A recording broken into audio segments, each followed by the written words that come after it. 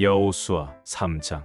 다음 날 여호수아와 모든 이스라엘 백성은 아침 일찍 일어나 시딤을 떠났다. 그들은 요단 강변에 이르러 바로 건너가지 않고 그곳에 진을 쳤다. 3일 후에 지도자들은 진영을 두루 다니면서 백성들에게 이렇게 말하였다. 여러분은 제사장들이 여호와의 법궤를 메고 나서는 것을 보거든 이곳을 떠나 그들의 뒤를 따르시오. 이제 여러분은 전에 한 번도 가본 적이 없는 길을 가게 됩니다. 그래서 제사장들이 여러분을 인도할 것입니다. 그러나 여러분은 법궤 뒤에 바싹 따라가지 말고 1km 정도의 간격을 유지해야 합니다. 그리고 여호수아는 백성들에게 여러분은 자신을 정결하게 하십시오. 내일은 여호와께서 여러분 가운데 큰 기적을 행하실 것입니다. 하고 말하였다. 여호수아가 제사장들에게 법궤를 메고 백성들보다 먼저 강을 건너가라고 명령하자 그들은 곧 출발하였다. 그때 여호와께서 여호수아에게 말씀하셨다. 내가 오늘부터 너를 크게 높여 모든 이스라엘 백성이 내가 모세와 함께한 것처럼 너와 함께하는 것을 알도록 하겠다. 너는 법궤를 맨 제사장들이 요단 강변에 도착하거든 물에 들어가 서 있으라고 지시하여라. 그래서 여호수아는 백성들에게 이렇게 말하였다. 모두 이리 와서 여러분의 하나님 여호와의 말씀을 들으십시오. 여러분이 전진할 때 여호와께서 가나안족, 헷족, 히위족, 브리스족, 기르가스족, 아모리족, 여부스족을 반드시 몰아낼 것입니다. 여러분은 온 세상의 주가 되시는 여호와의 법궤가 여러분보다 먼저 요단강에 들어갈 때 살아 계신 하나님이 여러분 가운데 계시는 것을 알게 될 것입니다. 이제 이스라엘 각 지파에서 한 사람씩 모두 12명을 뽑아 세우십시오. 온 세상의 주가 되시는 여호와의 법궤를 맨 제사장들이 요단 강물을 밟는 순간 흐르던 강물이 멈춰 둑처럼 쌓일 것입니다. 백성들이 요단강을 건너려고 진영을 떠날 때 제사장들은 법궤를 메고 백성들의 선두에 섰다. 그들이 요단강에 도착했을 때는 마침 추수 때가 되어 강물이 강두개까지 넘쳐 흐르고 있었다. 그러나 궤를 맨 제사장들이 강물에 발을 들여놓는 순간 갑자기 위에서 흐르던 물이 멈춰 멀리 사르단 근처에 있는 아담성에까지 둑을 이루었고 사해로 흘러가던 물은 완전히 끊어져 강바닥이 말라버렸다. 그래서 백성들은 바로 여리고 쪽으로 건너갈 수 있었다. 그들이 마른 땅을 밟고 건너가는 동안 여호와의 법궤를 맨 제사장들은 모든 백성이 완전히 건널 때까지 요단강 한복판에 서 있었다. 시편 126편. 여호와께서 포로들을 예루살렘에 돌아오게 하셨을 때 꼭 꿈만 같았다. 그때 우리는 너무 기뻐서 웃고 즐거운 노래를 불렀으며 다른 나라들은 우리에 대하여 여호와께서 그들을 위해 큰 일을 행하셨다 하고 말하였다. 정말 여호와께서 우리를 위해 큰 일을 행하셨으니 우리의 기쁨은 말할 수 없었다. 여호와여, 마른 땅에 시냇물이 흐르듯이 우리를 다시 회복시켜 주소서. 눈물로 씨를 뿌리는 자는 기쁨으로 거두리라. 울면서 씨를 가지고 나가 뿌리는 자는 단을 가지고 기쁨으로 돌아오리라. 시편 127편. 여호와께서 집을 세우지 않으시면 건축자들의 수고가 헛되고 여호와께서 성을 지키지 않으시면 파수병이 보초를 서도 허시리다. 아침 일찍 일어나고 밤 늦게 자면서 고달프게 벌어먹고 사는 것도 헛된 일이다. 그래서 여호와께서는 자기가 사랑하는 자에게 잠을 주신다. 자녀는 여호와께서 주신 선물이며 상급으로 주신 그의 축복이다. 젊었을 때 낳은 자식은 용사의 손 안에 있는 화살 같아서 그런 화살이 많은 사람은 행복하다. 그가 법정에서 자기 원수를 만나도 수치를 당하지 않으리라. 시편 128편. 여호와를 두려운 마음으로 섬기며 그의 명령대로 사는 자는 복이 있다. 내가 수고한 대가를 충분히 받을 것이니 내가 행복하고 번영하리라. 내 집 안에 있는 너의 아내는 결실한 포도나무 같으며 내 식탁에 둘러앉은 너의 자녀들은 어린 감람나무 같으리라. 여호와를 두려운 마음으로 섬기는 자는 이와 같이 복을 받으리라. 여호와께서 시온에서 너를 축복하시기 원하노라. 내가 평생에 예루살렘이 번영하는 것을 보며 너의 손자 손녀를 볼 때까지 내가 살기 원하노라. 여호와여, 이스라엘의 평화를 주소서. 이사야 63장. 에돔의 보스라성에서 오는 자가 누구냐? 화려하게 붉은 옷을 입고 위풍당당하게 걸어오는 자가 누구냐? 그는 의를 말하며 구원할 능력을 가진 나 여호와이다. 어째서 내 옷이 포도즙 틀을 밟는 사람처럼 붉은가? 내가 분노하여 포도즙 틀을 밟듯이 내 원수들을 혼자서 짓밟았는데 그들의 피가 튀어 내 옷을 더럽혔다.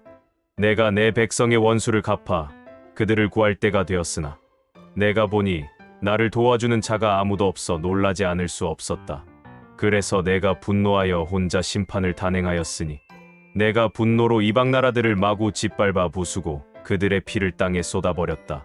내가 여호와의 한결같은 사랑을 말하고 우리를 위해 행하신 모든 일에 대하여 그를 찬양할 것이니 여호와께서는 그의 자비와 한결같은 사랑으로 이스라엘 백성에게 풍성한 은혜를 베푸셨다.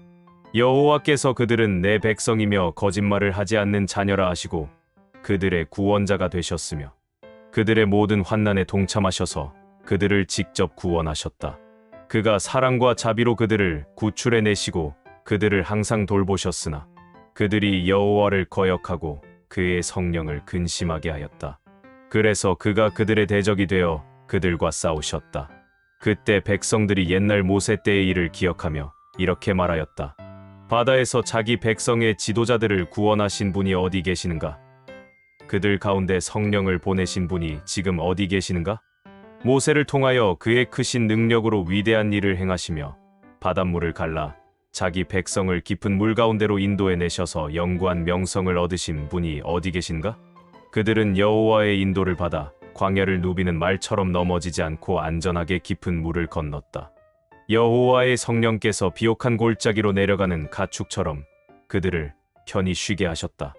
이와 같이 여호와께서는 자기 백성을 인도하여 자기 이름을 영화롭게 하셨다. 여호와여, 하늘에서 굽어 살피시며 거룩하고 영광스러운 주의 처소에서 우리를 보소서. 전에 우리에게 보여주신 주의 크신 관심은 어디 있습니까? 이제 주의 능력은 어디 있으며 주의 사랑과 자비는 어디 있습니까? 제발 우리를 외면하지 마소서. 주는 우리의 아버지이십니다. 우리의 조상 아브라함과 야곱은 우리를 인정하지 않을지라도 주는 항상 우리를 구원하시는 우리의 아버지가 아니십니까? 여호와여, 어째서 우리가 주의 길에서 떠나 우리 마음을 굳게 하여 주를 두려운 마음으로 섬길 수 없게 하십니까? 항상 주를 섬기는 주의 종들을 위해 돌아오소서. 주의 백성들이 주의 성소를 차지한 지 얼마 되지 않아 우리 원수들이 그곳을 짓밟아 버렸습니다. 주는 마치 우리를 다스리시는 분이 아닌 것처럼 또 우리가 주의 백성이 아닌 것처럼 우리를 취급하십니다. 마태복음 11장. 예수님은 이처럼 12 제자에게 교훈하신 후에 여러 마을에서 가르치며 전도하시려고 그곳을 떠나셨다. 요한이 감옥에 갇혀 있으면서 그리스도의 하신 일을 듣고 제자들을 예수님께 보내 오실 분이 선생님입니까? 아니면 우리가 다른 분을 기다려야 합니까? 하고 물어보게 하였다. 예수님은 그들에게 이렇게 대답하셨다. 너희는 가서 듣고 본 것을 요한에게 알려라. 소경이 눈을 뜨고 안진뱅이가 걷고 문둥병자가 깨끗해지며 귀머거리가 듣고 죽은 사람이 살아나고 가난한 사람에게 기쁜 소식이 전파된다고 하라. 그리고 나를 의심하지 않는 사람이 행복하다고 일러 주어라. 그들이 떠난 뒤 예수님은 사람들에게 요한에 대하여 이렇게 말씀하셨다. 너희가 무엇을 보려고 광야에 나갔느냐?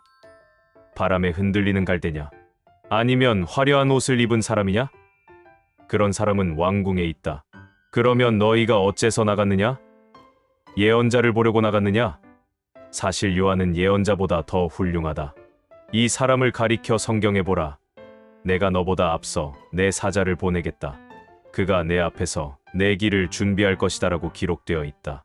내가 분명히 말하지만 여자에게서 태어난 사람 중에 세례 요한보다 더 큰 사람은 없다. 그러나 하늘나라에서는 가장 작은 사람이라도 그보다는 크다. 세례 요한의 때부터 지금까지 하늘나라는 침략을 당하고 있다. 그리고 침략하는 사람이 그 나라를 빼앗는다. 모든 예언자들과 율법은 요한의 때까지 예언하였다. 너희가 받아들이기를 원한다면 요한이야말로 오기로 되어 있는 엘리야이다. 귀 있는 사람은 잘 들어라. 이 시대 사람을 무엇에 비할 수 있을까? 이들은 마치 장터에 앉아서 자기 친구들에게 우리가 피리를 불어도 너희가 춤추지 않고 우리가 상여 노래를 불러도 너희가 울지 않았다 하고 말하는 아이들과 같다. 요한이 와서 먹지도 마시지도 않자 사람들이 그는 귀신 들렸다 하더니 내가 와서 먹고 마시자 이 사람은 먹고 마시기를 좋아하는 사람이며 세무원과 죄인들의 친구이다 하고 말한다. 그러나 하나님의 지혜는 거기에 따르는 결과로 옳다는 것이 입증된다. 예수님은 기적을 가장 많이 베푸신 마을들이 회개하지 않으므로 이렇게 꾸짖으셨다. 고라시나, 벳세다야, 너희에게 불행이 닥칠 것이다. 너희에게 행한 기적들을 두로와 시돈에서 행했더라면 그들은 벌써 굵은 삼배 옷을 입고 죄를 뒤집어 쓰고 회개했을 것이다. 내가 너희에게 말한다. 심판날에는 너희보다 두로와 시돈이 더 견디기 쉬울 것이다. 가버나움아, 내가 하늘에까지 높아질 것 같으냐? 아니다. 지옥에까지 내려갈 것이다. 내게 베푼 그 엄청난 기적을 소돔에서 행하였더라면 오늘까지 소돔이 남아 있을 것이다. 내가 너희에게 말한다. 심판날에는 소돔이 너보다 더 견디기 쉬울 것이다. 그때 예수님은 이렇게 기도하셨다. 하늘과 땅의 주인이신 아버지, 이것을 지혜롭고 영리한 사람에게는 숨기시고 어린아이들에게는 나타내시니 감사합니다. 그렇습니다. 이것은 아버지의 기뻐하시는 뜻이었습니다. 아버지께서는 모든 것을 내게 맡겨주셨습니다. 아버지 외에는 아들을 아는 사람이 없고 아들과 그리고 아들이 아버지를 알게 하려고 선택하는 사람 외에는 아버지를 아는 사람이 없습니다. 수고하고 무거운 짐 진 사람들아, 다 나에게 오너라. 내가 너희를 쉬게 하겠다. 나는 마음이 온유하고 겸손하다.